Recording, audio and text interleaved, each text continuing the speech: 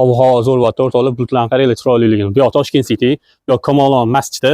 Lokatsiyani bildinglar o'rtoqlar. Shayxontohur tumani Kamolon mahallasiga kelganmiz. Shu ko'rib turgan 315 sotuvli uchastka sotiladi. 2 etaj plus terrasasi bor, 12 ta xonasidan iborat. Endi bu yerda katta oila mazza qilib yashasanglar bo'ladi yoki birinchi etaj biznes uchun foydalansanglar bo'ladi yoki-da mehmonxona qilib gostinitsa qilib qo'ysanglar ham bo'ladi. Nimaga unaqa deyotgan video davomida aytaman. Hozir ham terrasdan qaranglar o'rtoqlar, kattaligini.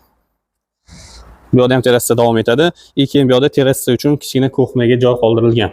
Hozir pastdan tushuntirib o'taman. Fasad qismimiz 20 metrdan iborat o'rtoqlar. Oldiga zabur qilinmagan sababi parkovkaga joy tashab ketilgan. Bu aytgandek birinchi etaj biznes uchun mo'ljallangan.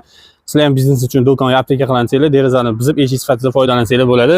Bu yoqdan hozir ichkarini ko'rsatib o'tamiz. Ishimiz bilan o'ng qo'limizda koridor o'rtoqlar. Bu yoqda sanuzel, bu yoqda 3 ta xonamiz bor. Bu yoq birinchi xonamiz. Orqa hovliga chiqib ketsa bo'ladi. Bu yerdan boya aytgandek biznes uchun foydalaniladi deb har bir xonaga kanalizatsiya suv olib kirib qo'ygan ekanlar o'rtoqlar.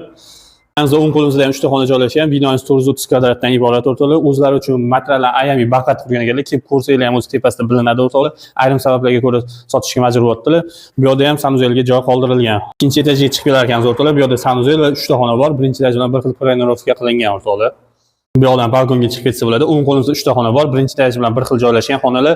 Endi narxiga keladigan bo'lsak, uy egalari 250 ming so'rashyapti. Yana tepasiga kelsanglar kelishtirib berishadi. Pastda nomerligini qoldiramiz. Bemalol telefon bariga qilsanglar bo'ladi.